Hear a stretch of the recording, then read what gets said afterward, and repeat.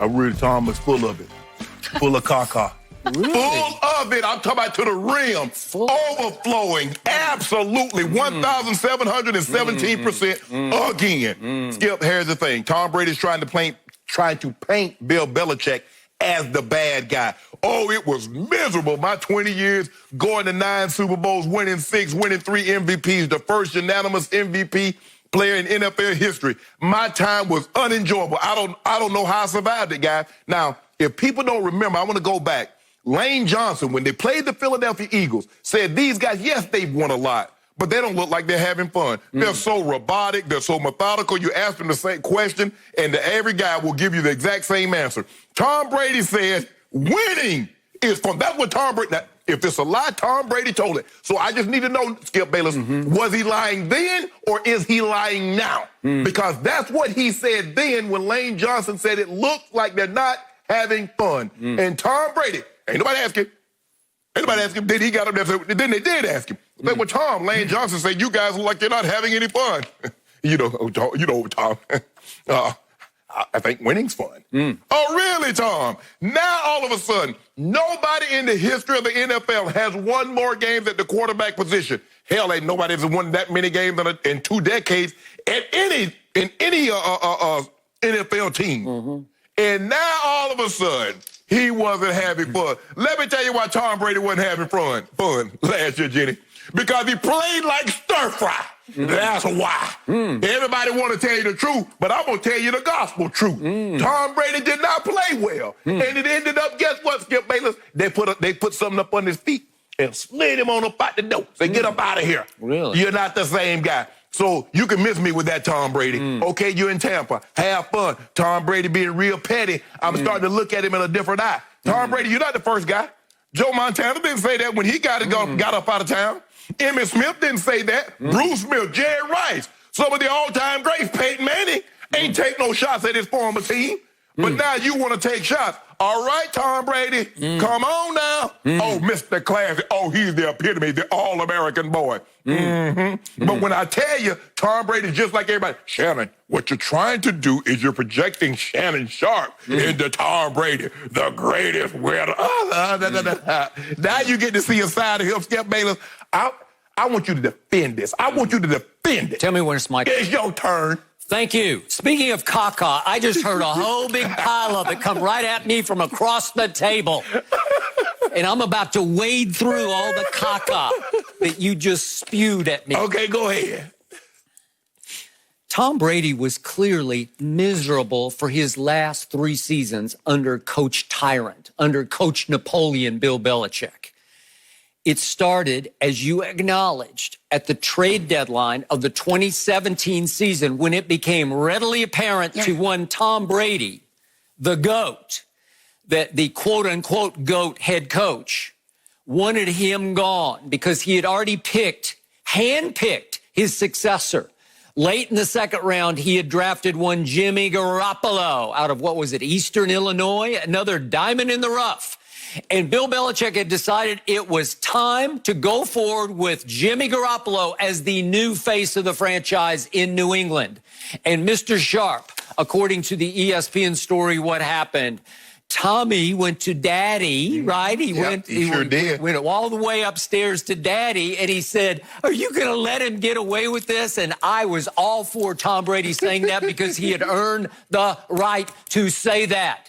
And Mr. Kraft, as you call him, made the right decision. He sided with the quarterback over the quote-unquote GOAT head coach. And he said, Bill, you will trade Jimmy G.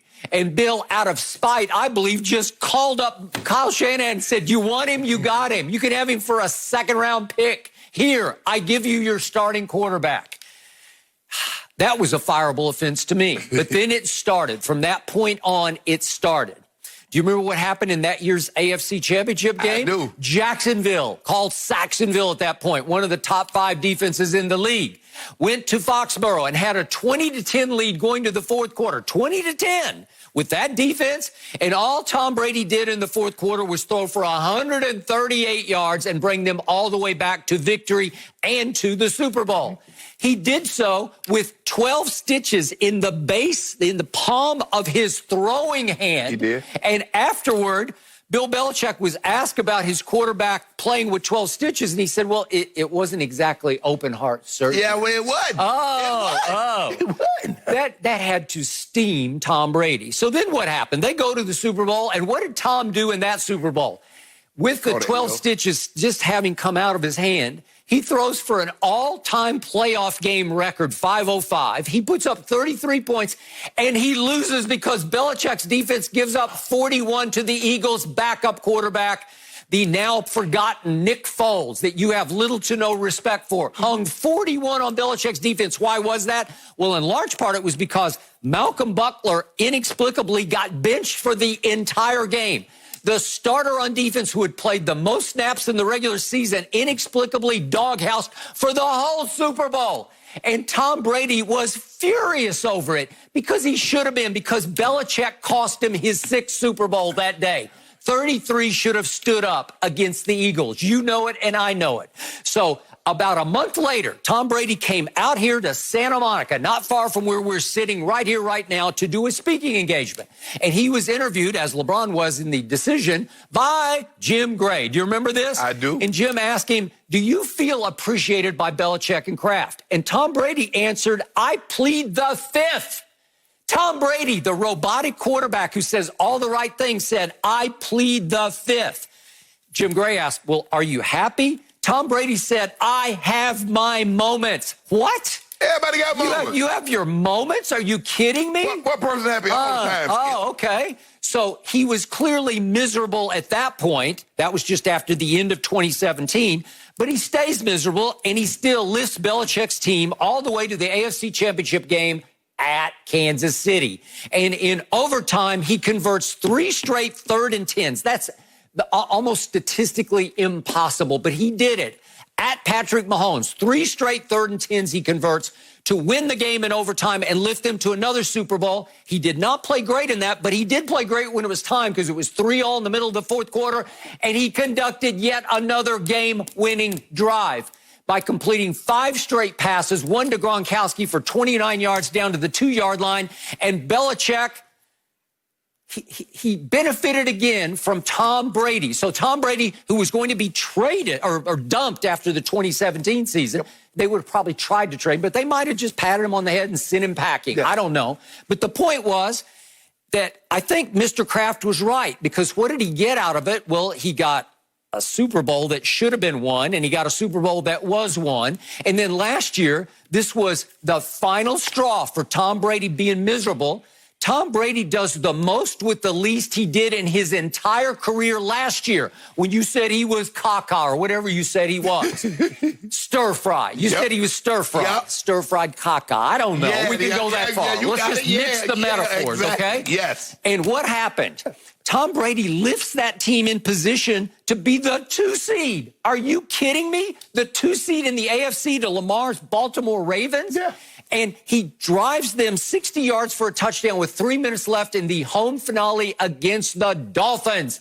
And all of a sudden, he puts them ahead 24-20. So Miami needs not just a field goal, it needs a touchdown.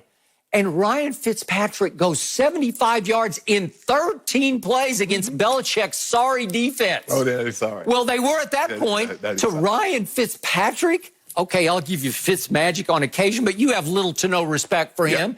This is the drive of the year in the AFC, because it tilts the whole playoff sideways, because all of a sudden the Patriots go from having a week off in a home game, which they desperately needed at that point, to falling completely out of the 2 seed and having to play Tennessee, the hottest team in the playoffs, the next week. Lowly Tennessee. They were on fire thanks to Derrick Henry. Was he not bulldozing at that point? Skip, hold on. Now, when that article came out, that Seth Wickersham, beautiful article, beautiful. I think I read that article about 5 or 6 times. Tom Brady said there was no truth to that. That he, Coach Belichick, and Mr. Kraft was on the same page. As a matter of fact, they released a statement that had all of their signatures. So now, which is it, Skip? Again, he's the ultimate team player. Oh, now he's a team guy. Yeah. He's all Skip Bayless. What my grandmother used to say, boy, that's a lot. All that, you talking about the team playing, all that other stuff, and misrepresentation of the truth or misspeaking the truth. In lay terms, that is a lie. So he was lying then or he's lying now. Because I thought winning was fun. That's what he said, Skip. He said winning. Everybody says winning is the ultimate deodorant for anything. Anything that's going on in the locker room, just win. Tom Brady has won more in 2 decades than anybody in the history of professional football. Now, all of a sudden, he wants to make it seem like Coach Belichick suppressed him. No, he didn't. You didn't want to let people in. So that was a part of the enigma that was Tom Brady. What's he really like? And then all of a sudden, he discovered social media, and he post a little stuff here and there. It was corny. He throwing leaves up in his yard. I get all that. I get all that. But Skip Bayless, stop this. Stop it.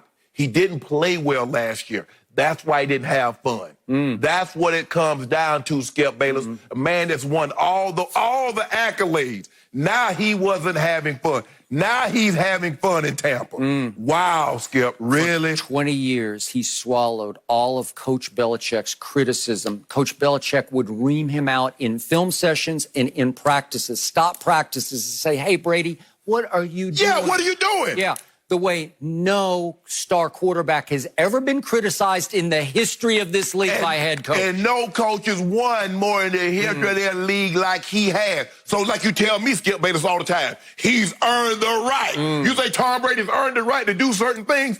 Bill Belichick should, when it comes to his coaching style, should be beyond reproach. Thank you for watching. You can subscribe here to get the latest from the show, and be sure to check out more of the best clips from Undisputed, or go watch a few other segments from our other shows on FS1.